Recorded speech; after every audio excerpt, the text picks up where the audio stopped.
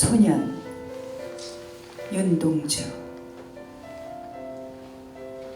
여기저기서 단풍잎 같은 슬픈 가을이 뚝뚝 떨어진다. 단풍잎 떨어져 나온 자리마다 봄을 마련해 놓고 나뭇가지 위에 하늘이 펼쳐 있다. 가만히 하늘을 들여다보려면 눈썹에 파란 물감이 든다. 두 손으로 따뜻한 볼을 씻어보면 손바닥에도 파란 물감이 묻어난다. 다시 손바닥을 들여다본다. 손금에는 맑은 강물이 흐르고 맑은 강물이 흐르고 강물 속에는 사랑처럼 슬픈 얼굴, 아름다운 순이의 얼굴이 어린다. 소녀는 황홀히 눈을 감아본다. 그래도 맑은 강물은 흘러 사랑처럼 슬픈 얼굴, 아름다운 순이의 얼굴은 어린다.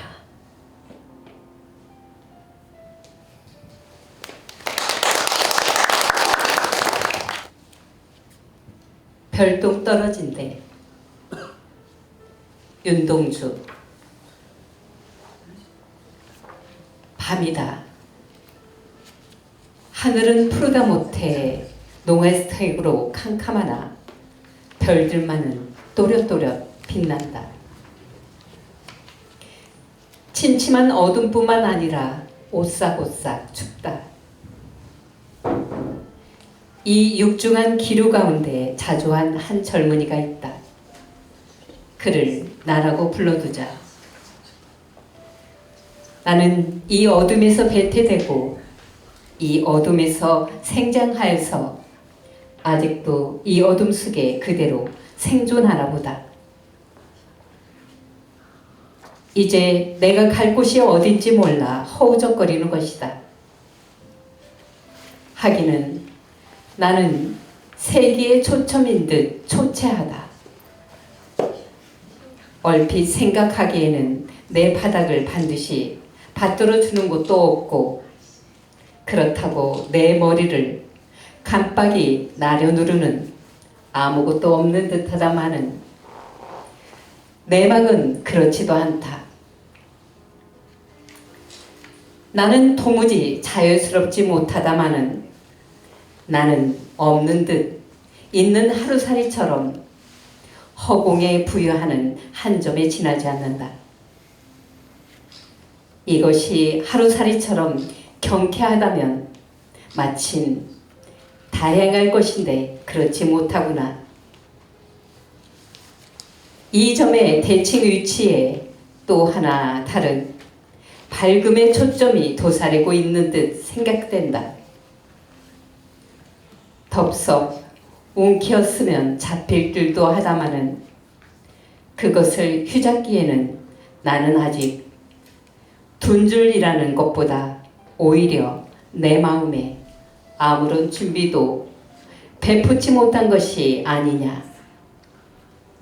그러고 보니 행복이란 별스런 손님을 불러들이기에도 또 다른 한 가닥 구실을 치르지 않으면 안 될까 보다. 이 밤이 나에게 있어 어릴 적처럼 한낱 공포의 장막인 것은 벌써 흘러간 전설이요.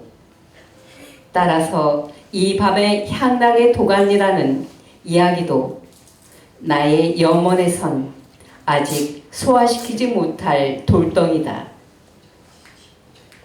오로지 밤은 나의 도전에 호적이면 그만이다. 이것이 생생한 관념 세계에만 머무른다면 애석한 일이다.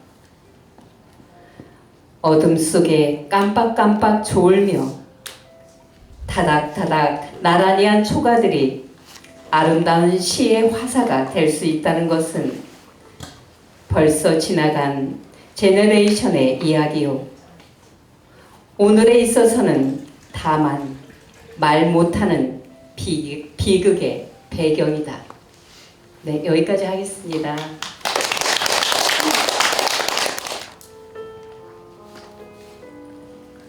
별 해는 밤.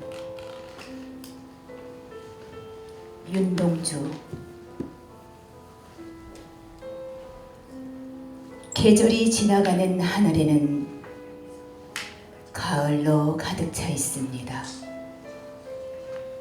나는 아무 걱정도 없이 가을 속의 별들을 다 헤일 듯합니다.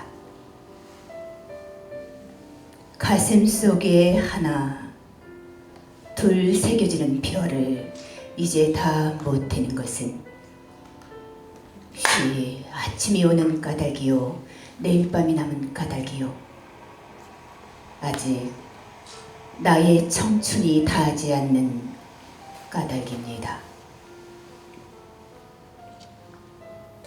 별 하나의 추억과 별 하나의 사랑과 별 하나의 쓸쓸함과 별 하나의 동경과 별 하나의 시와 별 하나의 어머니.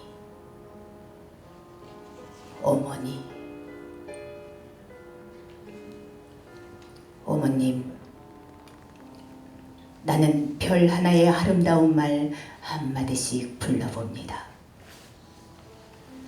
수학교 때 책상을 같이 했던 아이들의 이름과 배, 경, 오, 이런 이국 소녀들의 이름과 벌써 학여문이 된 계집애들의 이름과 가난한 이웃 사람들의 이름과 비둘기, 강아지, 토끼 노른 옷의 프랑스잔, 라이노 마리아 닐케, 이런 시인의 이름을 불러봅니다. 이네들은 너무나 멀리 있습니다. 별이 아스라이 멀듯이. 그리고 당신은 멀리 북간도에 계십니다. 나는 무엇인지 그리워 이 많은 별빛이 내린 언덕 위에 내 이름자를 써보고 흙으로 덮어버렸습니다. 나는 부끄러운 이름을 슬퍼하는 까닭입니다. 그러나 겨울이 지나고 나의 별에도 봄이 오면 무더위에 파란 산디가 피어나듯이 내 이름자 묻힌 언덕 위에도 자랑처럼 풀이 무성할 거이다.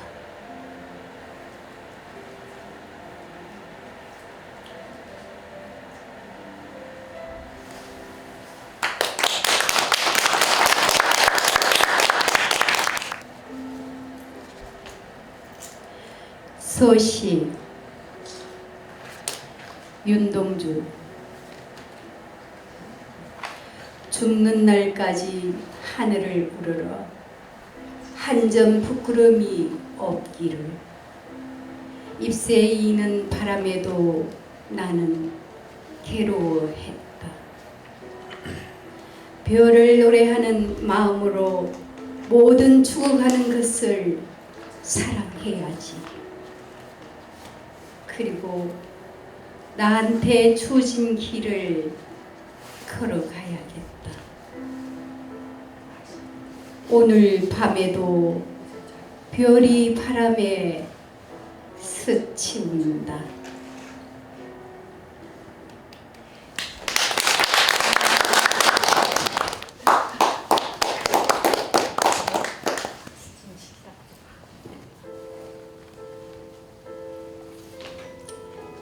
위로. 거물한 눈이 흉한 심보로 병원 뒤뜰 난강과 꽃밭 사이 사람 발이 잘 닿지 않는 곳에 그물을 쳐 놓았다.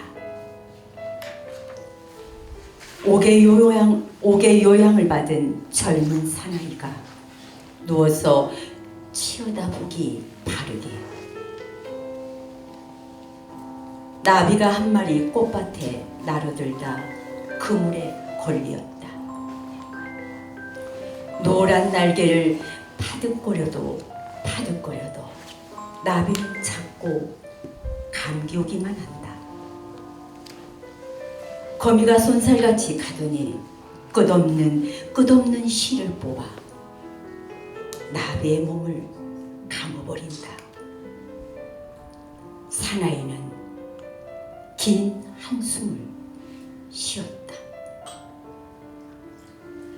나이보다 무수한 고생 끝에 때를 잃고 병을 얻은 이 사나이를 위로할 말이 거미줄을 헝클어 버리는 것밖에 위로의 말이 없었다.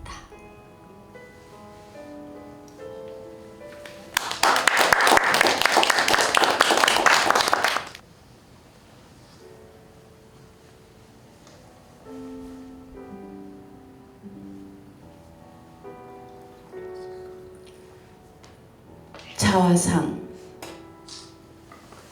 윤동주. 산모퉁이를 돌아 농가 작은 우물을 홀로 찾아가선 가만히 들여다봅니다. 우물 속에는 달이 밝고 구름이 흐르고 하늘이 펼치고 파란 바람이 불고 가을이 있습니다. 그리고 한 사나이가 있습니다. 어쩐지 그 사나이가 미워져 돌아갑니다. 돌아가다 생각하니 그 사나이가 가엾어집니다. 도로가 들여다보니 사나이는 그대로 있습니다. 도로가 다시 그 사나이가 미워져 돌아갑니다. 돌아가다 생각하니 그 사나이가 그리워집니다. 우물 속에는 달이 밝고 구름이 흐르고 하늘이 펼치고 파란 바람이 불고 가을이 있고 추억처럼 사나이가 있습니다.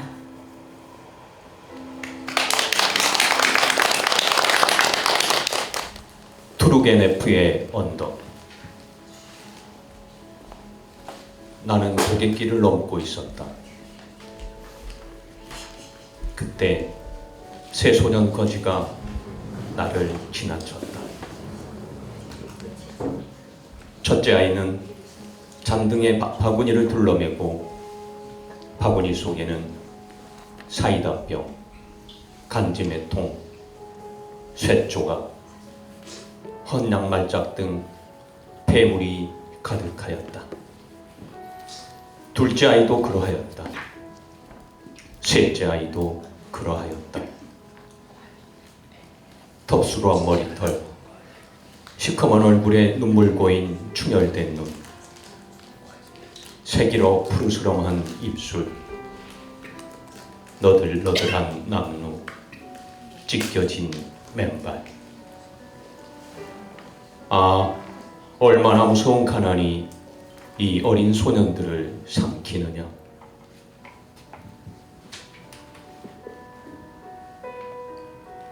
나는 측은한 마음이 움직였다. 나는 호주머니를 뒤지었다. 두툼한 지갑, 시계, 손수건. 있을 것은 죄다 있었다. 그러나 무턱대고 이것들을 내줄 용기는 없었다. 손으로 만지작 거릴 뿐이었다. 다정스레 이야기나 하리라 하고 얘들아 불러보았다. 첫째 아이가 충혈된 눈으로 흘끔 돌아다볼 뿐이었다. 둘째 아이도 그러할 뿐이었다. 셋째 아이도 그러할 뿐이었다.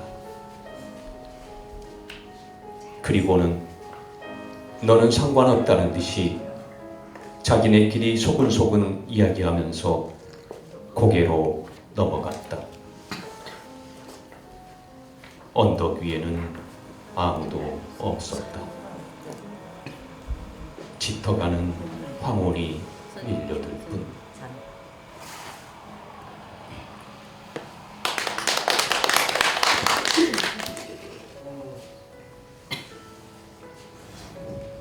사랑스러운 추억.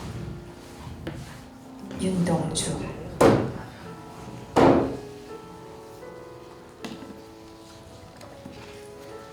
봄이 오던 아침, 서울 어느 조그만 정거장에서 희망과 사랑처럼 기차를 기다려 나는 플랫폼에 간신한 그림자를 떨어뜨리고 담배를 피웠다. 내 그림자는 담배 연기 그림자를 날리고 비둘기 한 떼가 부끄러울 것도 없이 나래 속을 쏘 햇빛에 비춰 날았다. 기차는 아무 새로운 소식도 없이 나를 멀리 실어다 주어 봄은 다 가고 동경교회 어느 조용한 하숙방에서 옛 거리에 남은 나를 희망과 사랑처럼 그리워한다. 오늘도 기차는 몇 번이나 무의미하게 지나가고 오늘도 나는 누구를 기다려 정거장 가차운 언덕에서 서성거릴 게다.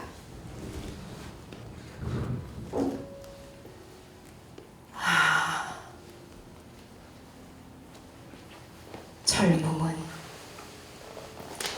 오래 거기 남아있거라.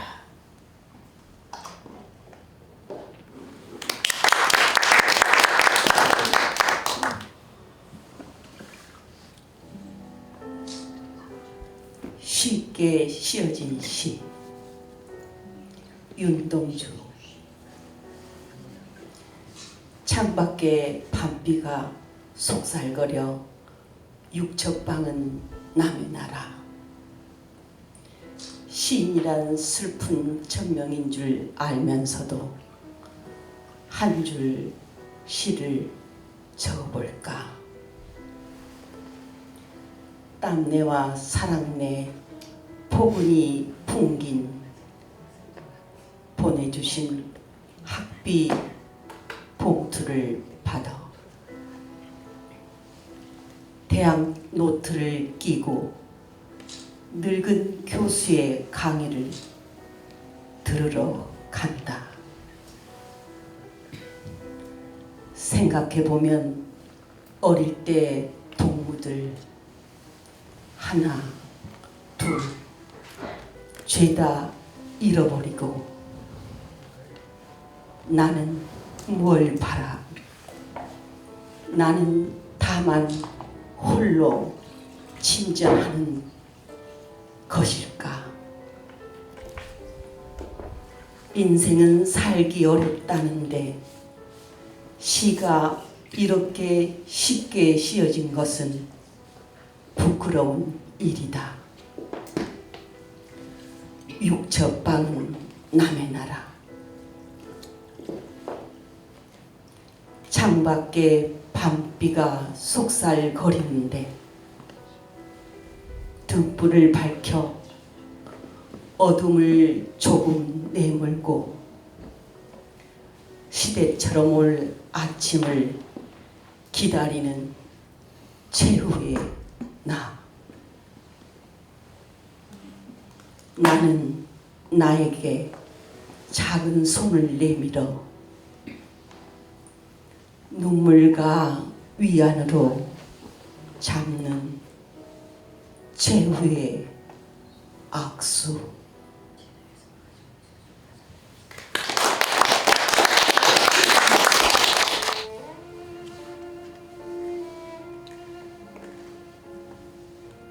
길 윤동주 잃어버렸습니다. 뭘 어디다 잃었는지 몰라 두 손이 주머니를 더듬어 길에 나아갑니다. 돌과 돌이 끝없이 연달아 길은 돌담을 끼고 갑니다.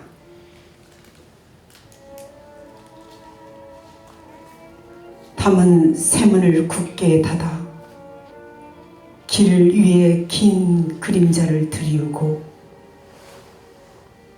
길은 아침에서 저녁으로 저녁에서 아침으로 통했습니다.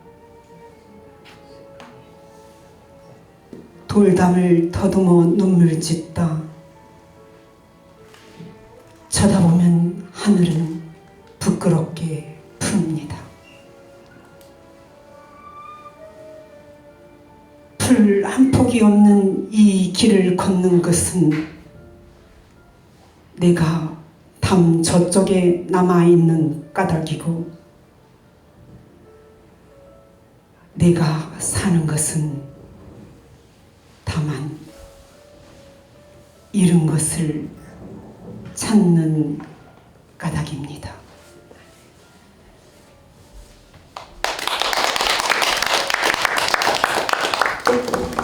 네, 외우신 분도 있는데 여러분 참 외운다는 게 너무 어렵습니다. 아시죠?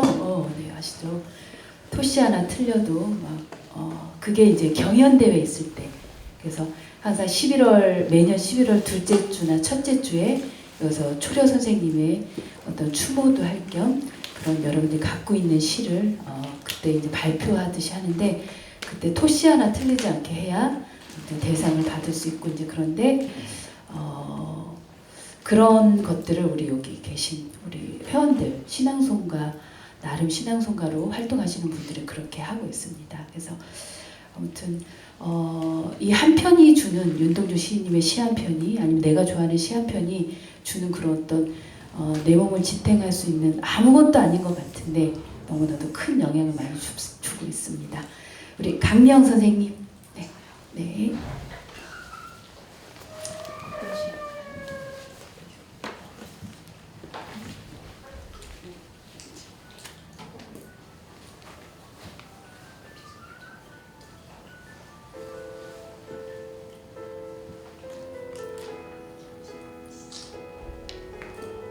사랑스러운 추억 윤동주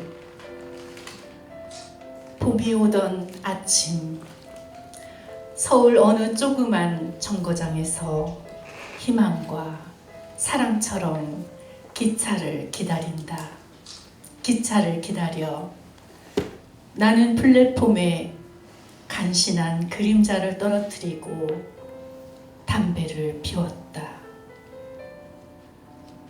내 그림자는 담배 연기, 그림자를 날리고 비둘기 한 떼가 부끄러울 것도 없이 나래 속을 속 햇빛에 비춰 날았다. 기차는 아무 새로운 소식도 없이 나를 멀리 실어다 주어 봄은 다 가고 동경교회 어느 조용한 하숙방에서 옛 거리에 남은 나를 희망과 사랑처럼 그리워한다. 오늘도 기차는 몇 번이나 무의미하게 지나가고 오늘도 나는 누구를 기다려 정거장 차가운 언덕에서 서성거릴 게다. 아, 젊음은 오래 거기 남아 있거라.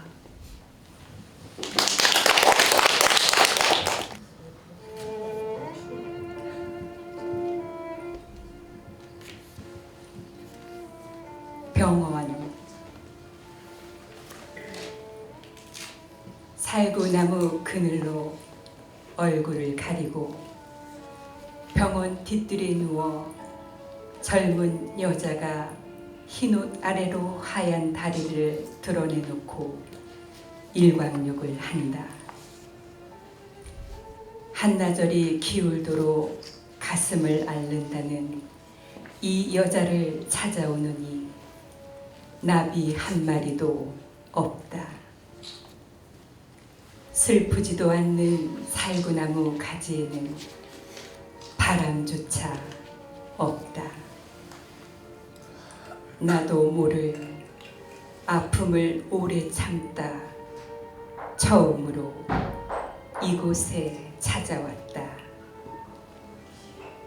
그러나 나는 늙은 의사는 젊은이의 병을 모른다. 나한테는 병이 없다고 한다.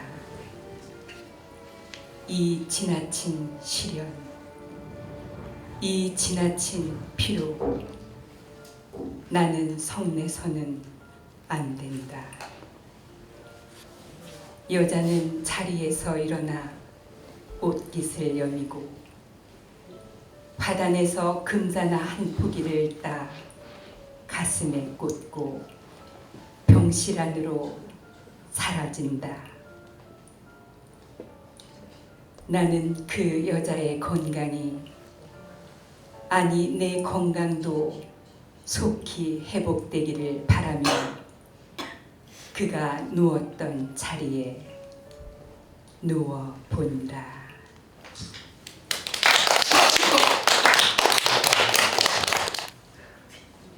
새로운 길 윤동주. 내를 건너서 숲으로, 고개를 넘어서 마을로, 어제도 가고 오늘도 갈 나의 길, 새로운 길. 민들레가 피고 까치가 날고 아가씨가 지나고 바람이 일고 나의 길은 언제나 새로운 길. 오늘도 내일도 내를 건너서 숲으로, 고개를 넘어서 마을로.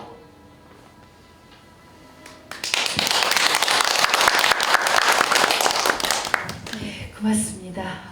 그러면은 이 대목에서 혹시 우리 이현우 이사장님의 좀 목소리, 윤동주 씨 어떻게 음나 좀 궁금하지 않으세요? 네. 책 한번 적으세요. 책을, 네, 책 잠깐만 빌려주세요. 네. 그럼 제가 요거를 좀 따르는 거예요.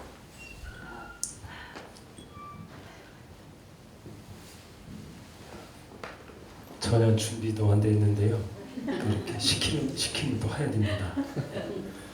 또 다른 고향 윤동주. 고향에 돌아온 날 밤에 내 백골이 따라와 한 방에 누웠다. 어두운 방은 우주로 통하고 하늘의 선과 소리처럼 바람이 불어온다.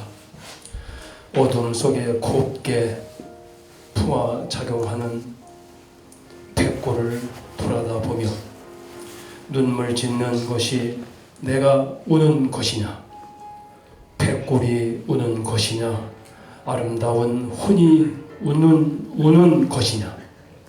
지저 높은 개는 밤을 새워 어둠을 짓는다. 어둠을 짓는 개는 나를 쫓는 것일 게다. 야, 벌써 이게 저 안경을 끼야 될 것 같은데. 이게 시간을 하는 게 참 무색합니다. 가자 쫓기우는 사람 가자. 백골 몰래 아름다운 또 다른 고향으로 가자. 제가 좋아하는 우리 단재 신채호 선생님을 그리면 단재 선생님 하늘북에 관련된 제 나름대로의 차원시를 짧게 읽겠습니다. 하늘북 치는 사람을 아는가? 화를 내면 장엄한 사람 단재를 기억하는가? 젊은 혼, 뜨거운 피, 의연히 일으켜 세워 하나 되게 했는데 3천만 민족 정말 독립했다 할 만한가? 섬나라 오랑캐 하늘북에 싸그리 뼈 발라 똑했노라.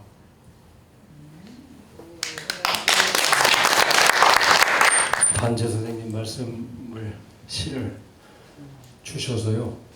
저도 오늘 오면서 사실은 초려역사공원이 올해 9년 차인데 저도 이제 초려에 대해서 하나 쓴 게 있는데 마침 영상이 또 저희 신앙송과 같이 홍보한다는 일이 있어서 저도 이것도 하나 좀 이렇게 사족을 다는 건데 양해 바라겠습니다. 초려 선생을 다시 생각하다입니다.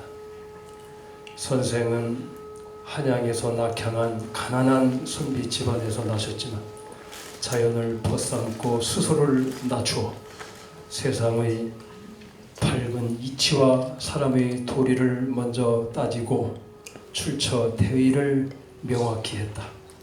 신이 가지 않아도 신이 뜻을 따르면 가지 않아도 간 것과 같고 신이 가도 신의 뜻을 따르지 않으면 신이 가도 간 것이 아닙니다라고 했던 것처럼 초려는 나가고 들어가는 것에 사리를 따지고 자신의 거취를 분명히 했다.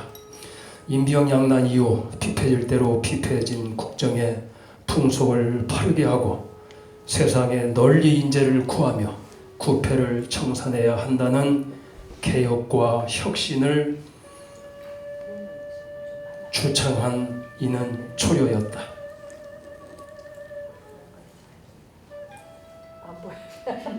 효종의 밀지오신으로 북벌을 위한 만전지책으로 기해봉사를 재진하였지만 제의 10년 만에 군왕의 요절로 부국강병의 계책은 숲으로 돌아가고 뒤늦게 기해봉사는 우암 통춘선생의 천고로 현종조 원년에 세상에 알려졌지만 초려가 배석하고 승제가 대독하는 자리에 현종은 점심도 걸으며 늦은 저녁까지 눈물을 흘리며 그래 옳다 바로 시행토록 하라고 승정원 일기는 그렇게 적고 있다. 조야에선 초려의 기해봉사를 쓸 것인지 말 것인지를 놓고 논쟁만 하다가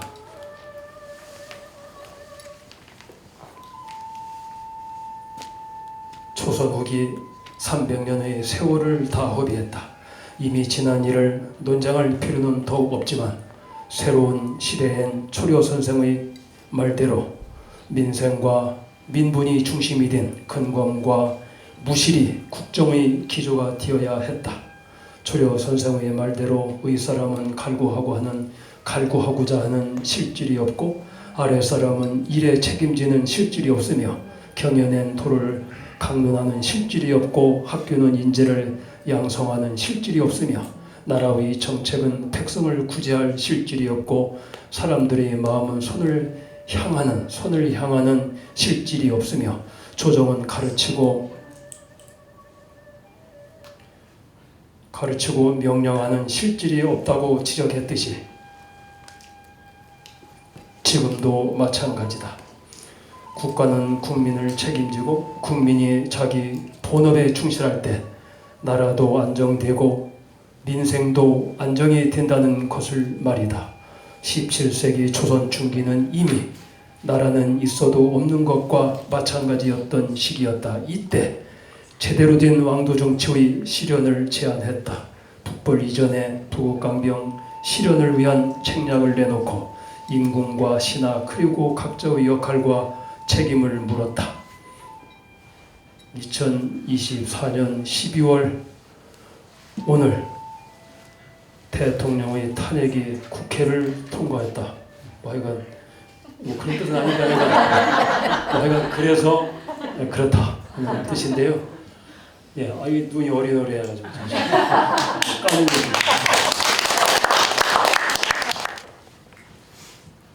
비에 윤동주 호젓한 세기의 달을 따라 알듯 모를 듯 한 대로 거닐고저 아님 밤중에 튀기듯이 잠자리를 뛰쳐 끝없는 광야를 홀로 거니는 사람의 심삼인 외로우려니